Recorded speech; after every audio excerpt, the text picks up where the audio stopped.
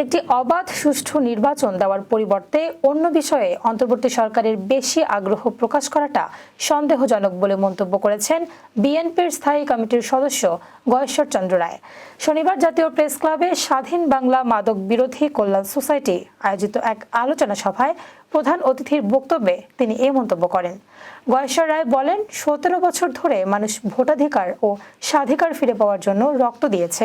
একটি সুষ্ঠু নির্বাচন দেওয়া ছাড়া বর্তমান সরকারের অন্য কিছুতে বেশি আগ্রহ প্রকাশ করা সন্দেহজনক। জনগণের মধ্যে এখন এক ধরনের অবিশ্বাস ও অনাস্থার সৃষ্টি হচ্ছে। ষড়যন্ত্র থাকবে, এটা রাজনীতিরই চরিত্র।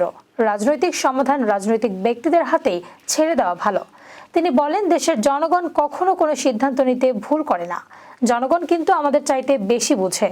এখন জনগণ কি চাইছে সেটা অন্তর্বর্তী সরকার বুঝতে চাইছে না।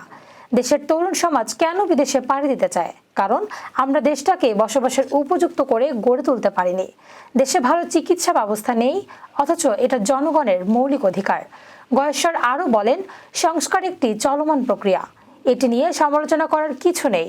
আমরাও যে 31 দফা দিয়েছি সেটাও যে 31 দিনেই বাস্তবায়িত হবে তা নয়, কিন্তু সে সংস্কারের সূচনা তো করতে হবে। কোনো কাজ যদি শুরু করা হয় তার শেষ করার লোক কিন্তু চলে আসবে। এক সরকার আসবে, আরেক সরকার যাবে, এটাই নিয়ম। তাই বলে কাজ আগাবে না, তার তো কোনো যৌক্তিকতা নেই।